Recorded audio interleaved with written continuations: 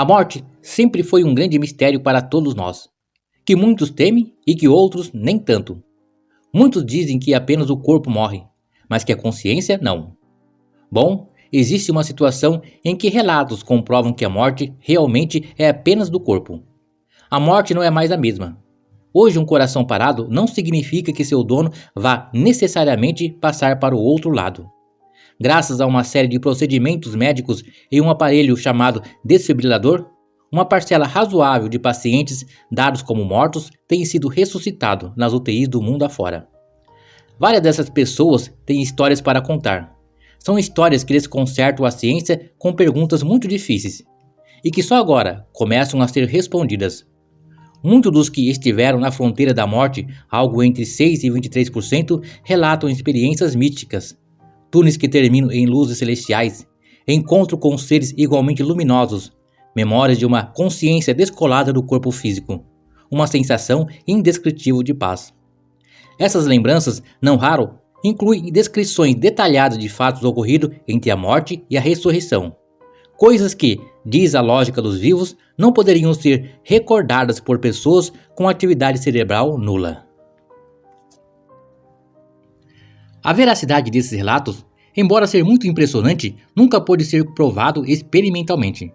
Mas os pontos comuns e substanciais a todas as narrações trouxeram a certeza de que se tratava de algo além de mentiras ou delírios.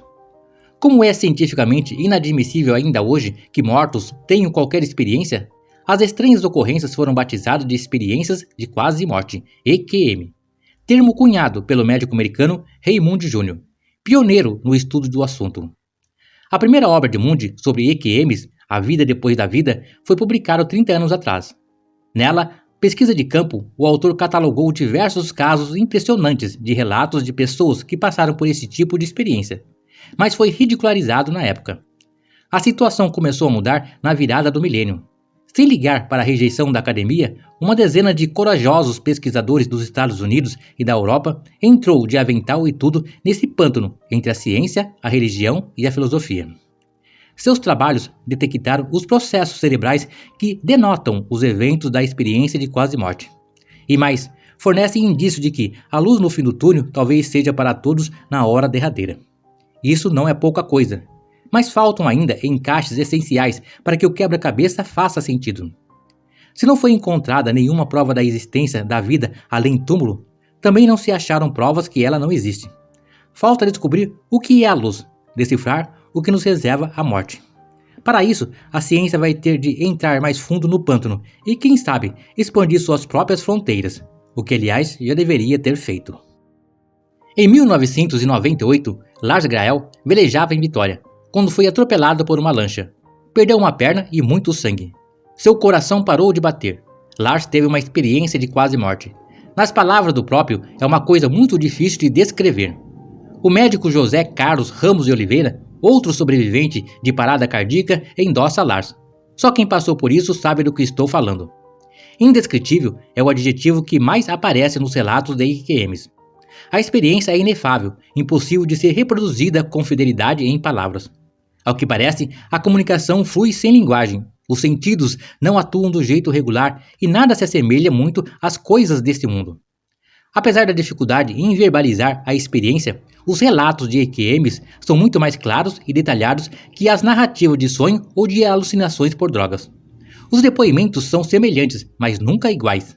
Algumas pessoas flutuam sobre o próprio corpo e observam o trabalho dos médicos.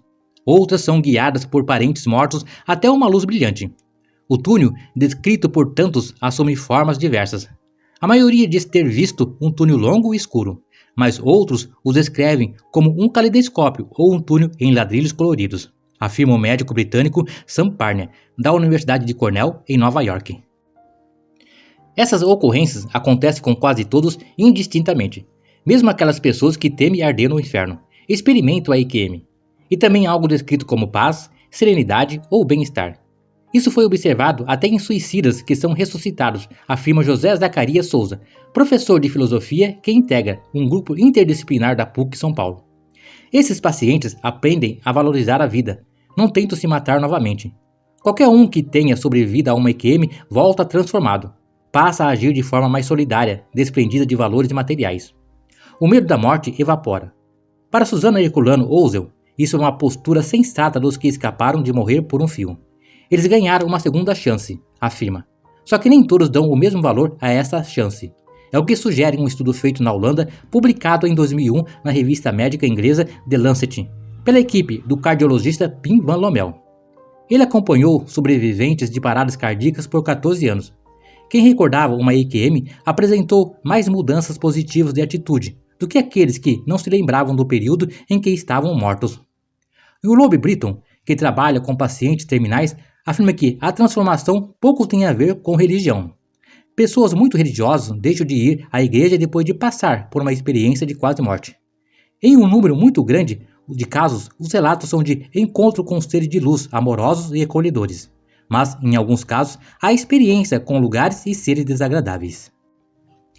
Entretanto, o mais surpreendente dessas experiências é muitos pacientes relatarem total consciência no momento em que estão sendo atendidos pelas equipes médicas.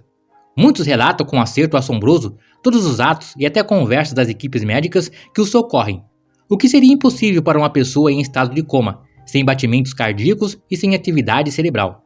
Não teria como esses pacientes saberem das atividades e conversas dos médicos e enfermeiros nesse exato momento. E mais, esses relatos são cheios de detalhes, com alguns pacientes descrevendo até o formato da sala e instrumentação. Algo impossível para quem está em coma e principalmente para quem nunca esteve no local. Muitos relatam nesse momento flutuarem acima da mesa de cirurgia onde estão sendo atendidos e visualizam todas as atividades que está acontecendo no momento. As experiências de quase morte não se encaixam na descrição feita por quase nenhuma doutrina em particular. Fica difícil, portanto, tentar explicá-las a partir da religião. Vejamos se a ciência consegue. Gente transformada pela luz. Parece ficção New Age de procedência genérica. Mas essas pessoas estão aí e não são poucas. Elas não levariam vantagem nenhuma em mentir. Talvez muitos não relatem suas visões com medo de serem taxados como loucos, diz a psicóloga Maria Júlia Kovacs, coordenadora do Laboratório de Estudos sobre a Morte em São Paulo, USP. Podemos não explicar essas experiências, mas não dá para negar que elas existem de fato. Se existem, devem ser estudadas. Eis uma tarefa espinhosa, pois as experiências de quase morte são totalmente subjetivas e dificílimas de descrever. O volume da literatura médica sobre o assunto é muito pequena, e nem poderia ser diferente. Há um tabu muito grande sobre o tema. Apesar de alguns pesquisadores enxergarem referência à EQM na obra de Platão ou em lendas indígenas, ela só ficou relativamente comum na década de 1950. Foi quando a ressuscitação cardiopulmonar começou a se tornar um procedimento eficiente, salvando várias vidas que antes seriam dadas como perdidas.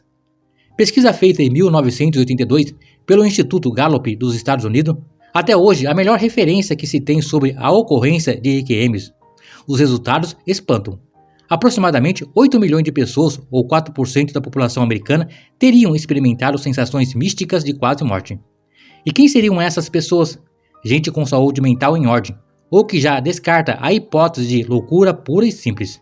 Gente de formação cultural e religiosa muito diversa, o que elimina a possibilidade de um fenômeno localizado em algum estrato social.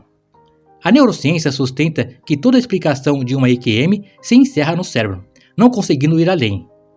A transcendental, rechaçada pela maioria da comunidade científica, aposta na existência de uma consciência atuante fora do corpo físico.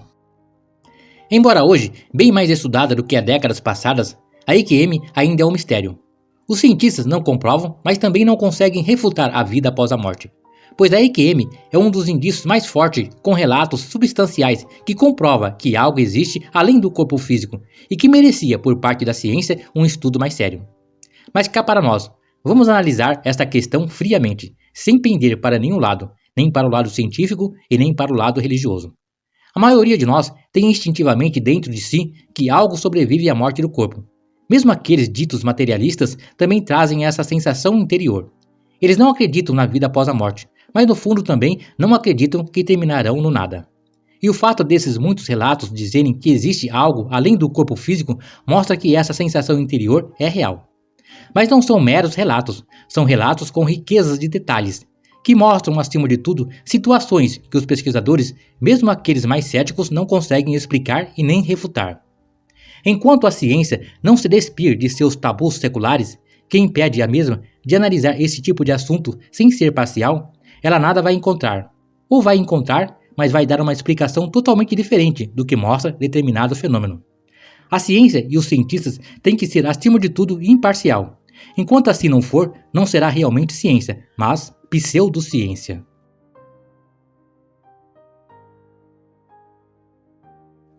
Um forte abraço a todos! Deixem uma curtida nesse vídeo e compartilhe o mesmo para ajudar o canal a crescer. Conhecimento é fundamental na construção de um mundo melhor.